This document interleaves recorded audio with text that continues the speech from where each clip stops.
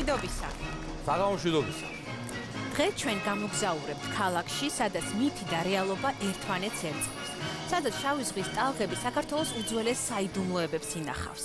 ქალაქში, სადაც მე მთელი ბავშვობა გავატარე სხვათა შორის. დღეს გაგაცნობთ ფოთს, დასავლური ცივილიზაციის ერთ-ერთ უძველეს კარიბჭეს. ფოთი საქართველოს უმსხვილესი საზღვაო ჭიშკარი, ეკონომიკური ჰაბი და ულამაზესი კულტურული ცენტრია. კოლხეთის ეროვნული პარკი და პალიასტოვის ტბა უნიკალური ბუნებით იზიდავს მსოფლიო მოგზაურებს. ფოთი არის ქალაქი, რომელსაც აქვს ძალიან დიდი წარსული და კიდევ უფრო დიდი მომავალი.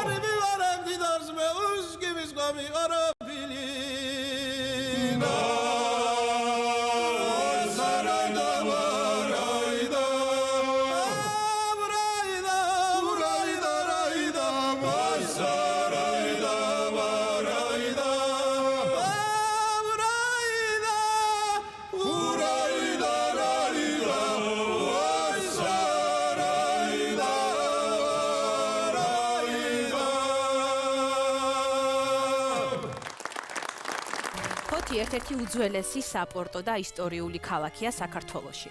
ის 3000 წლამდე ისტორიას ითვლის. პირველი ეპიგრაფიული ძეგლი, სადაც ფაზისია მოხსენიებული მრგვალი ვერცხლის ჯამი, ფიალა წარწერით მე ვეკუთვნი წინამძღვარ აპოლონს. წერილობით წყაროებში იხსენიება როგორც ელინური ქალაქი ფასისი. სახელწოდება ფაზისი ქალაქმა მდინარე რიონის ძველი სახელისგან მიიღო. ფაზისი წარმოადგენდა მაღალგანვითარებულ მრავალდარგოვან ხელოსნური წარმოებისა და ვაჭრობის ცენტრს. ფაზისის ზარაფხანაში იჭრებოდა ლეგენდარული ვერცხლის მონეტა კოლხური თეთრი. ურთიერთობა ჰქონდა ბერძნულ სამყაროსთანაც, რომლის მეშვეობით ფაზისი მთელ დასავლეთს უკავშირდებოდა. ქრისტეს მოციქულმა ანდრია პირველწოდებულმა ქრისტიანობა ფაზისში იქადაგა. შუა საუკუნეებში ფაზისი დასავლეთ ქართველთა საეკლესიო ცენტრს ფაზისის სამიტროპოლიტოს წარმოადგენდა. ქართულ წყაროებში ფოთი პირველად გვხვდება მე-11 საუკუნის ძეგლში გიორგი მთაწმინდელის ცხოვრება. სამშობლოში დაბრუნებული გიორგი ათონელი ქალაქ სამსუნიდან ნავით ფოთის ნავსადგურში შემოსულა. ფაზის უკავშირდება არგონავტების მითი. იასონი და მისი მეგობრები ოქროს საწმისის საძიებლად ხომალდით სწორედ აქ შემოვიდნენ. დღეს ჩვენი სტუმარია ფოთის კოლხური კულტურის მუზეუმის მმართველი გალბატონი ელენე გაბლიანი. გამარჯობათ გალბატონო ელენე, უძველესი კოლხური ცივილიზაცია სწორედ აღმოსავლეთ შავი ზღვისპირეთში ჩამოყალიბდა და ძალიან საინტერესო იქნება რომ მოგიყვეთ რა ინახება თქვენს მუზეუმში. ჩვენი მუზეუმი გახლავთ უნიკალური მუზეუმი. იმდენად რამდენადაც ჩვენს მუზეუმში თავმოყრილია შავი ზღვის აღმოსავლეთ სანაპირო ზოლზე, მთელ სანაპირო ზოლზე მოპოვებული არტეფაქტები.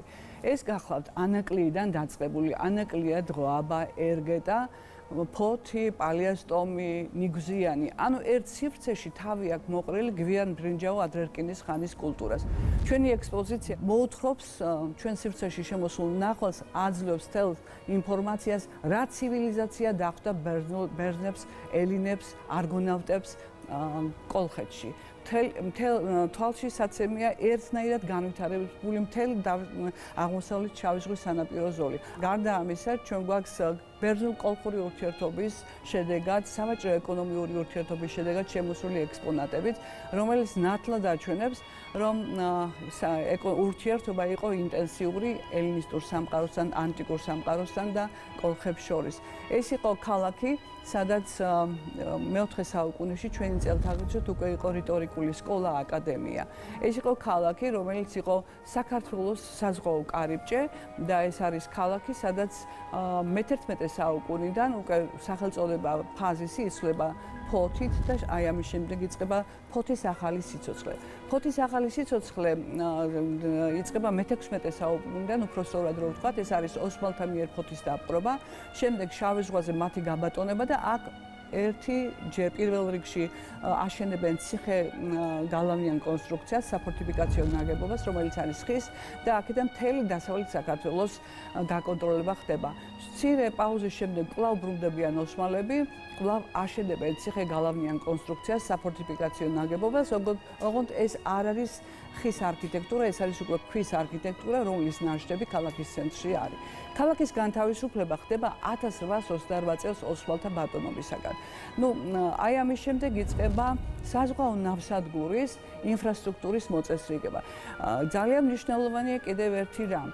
რკინიგზა, რომელიც ფოთიდან იქნა პირველად საქართველოში გაყვანილი. ეს რკინიგზა 1872 წელს იქნა გაყვანილი, ინგლისელების მიერ იყო გაკეთებული ეს პროექტი და ყველა ქალაქში, მათ შორის ფოთშიც და ყველა ქალაქში, სადაც რკინიგზამ გაიარა, ეკონომიური აღმავლობა გამოიწვია. და გარდა ამისა, ფოთი არის ერთადერთი ქალაქი, სადაც გაიხსნა აშენდა გასახსნელი ხიდი. ფოთში იყო ორი გასახსნელი ხიდი, ერთი 1874 წელს გაკეთდა, ესეც ინგლისელების მიერ, რკინიგზა უერთდებოდა ქალაქის ცენტრს. ეს ხიდი იყო უნიკალური, ხიდზე ყოფილა ქანდაკებები და ეს ხიდი იხსნებოდა. ჩემ ჩანართებს გავაკეთებ, ფოთის არხების უმეტესობა არის ბებიაჩემის მარიელ ზერაგიას დაპროექტებული. განაჩენს კიდევ ვიტყვი ხოლმე რაღაცებს, იმიტომ რომ ვიყურებენ და ყველაზე უნდა ვთქვა, თორე ხო ისი არ მაპატიებენ. დიდი მადლობა მართლაც ასეთი საინტერესო და საჭირო ინფორმაციისთვის. ფაზისში დაარსდა უმაღლესი საფეხური სასწავლებელი, კოლხეთის რიტორიკული სკოლა. აქ ისწავლებოდა ფილოსოფია, ჭერმეტყველება, რიტორიკული ხელოვნება, ლიტერატურა, ასტრონომია, მუსიკა, მათემატიკა, ძირითადად ფილოსოფიისა და სამართლის საფუძვლები. ამ აკადემიაში უსწავლიათ ბერძენ ფილოსოფოსებს ევგენიოს და მის შვილს თემისტეს, იბერიის უფლისწულ ბაკურს. კოლხეთის აკადემიაში მოღვაწეობდა გამოჩენილი ქართველი მოაზროვნე პეტრე იბერი. ბერძენ ფილოსოფოს თემისტიოს აქ მიუღია განათლება, იგი კოლხეთს ელადას ადარებდა. ამ სკოლის აღსაზრდელები ელინთა დღეობებზე ბრწყინავდნენ. დღეს ჩვენი სტუმარი გახლავთ ფაზისის აკადემიის პრეზიდენტი ბატონი გია კვაშილავა. მინდა უთხრა ქართველებს, რომ ფოთი, ანუ ფაზისი, ეს არის პირველი ის ქალაქი, რომელიც თელმა სოფლიომ გაიცნო. ჩვენ ვიცით, ფაზისელი ასული, ეს არის მედეა, ასეთი სახელით იწოდება, ფაზისელი აიეტი. ეს იცის ევროპამ. საერთოდ ყველაფერი ფოთთან არის დაკავშირებული. ფაზისის განვითარება არის სავაჭრო ეკონომიკური ურთიერთობების ჩამოყალიბების შედეგად, ეს არის აბრეშუმის გზის ერთ-ერთი ნაწილი გადიოდა. ამიტომ მოიჭარა იქ ფული. რადგანაც ასე განვითარდა ეკონომიკურად, სასწავლებელი უნდა ჩამოყალიბებულიყო. ფოთთან არის დაკავშირებული საერთოდ ჩვენი ქრისტიანობის დასაწყისი, რომელიც ჯერ არ არის საერთოდ ცნობილი, ჩვენი კვლევის თანახმად, ფაზისის აკადემია, ახალი ამბავია ეს, დაარსდა 154 წლის 15 ივლისს. მისი დამაარსებელი გახდათ მარკიონ ფაზისელი, ფაზისის ეპისკოპოსი, ფაქტობრივად პირველი ქრისტიანი ქართველი მეცნიერი, რომელიც დაბრძანებულიყო ფაზისში. ის ასევე მონაწილეობას ღებულობდა ახალი აღთქმის რედაქტირებაში და ერთ-ერთი ნაწილი ლუკას სახარებისა ჩვენი ვარაუდით ფოთში მოხდა მისი რედაქტირება. ის კენს იყრიდა რომის პაპობამდე. ეს არის ის პერიოდი, როცა ჯერ არ არის ქრისტიანობა გაყოფილი როგორც კათოლიკურ და მართლმადიდებლურ ნაწილში. ამ ადამიანმა, რომელმაც განათლება მიიღო პლატონის აკადემიისა და ასევე ქრისტიანობაში დიდი როლი ითამაშა მთელი სოფლიოს განვითარების თვალსაზრისით, მან დაარსა აკადემია ფაზისში.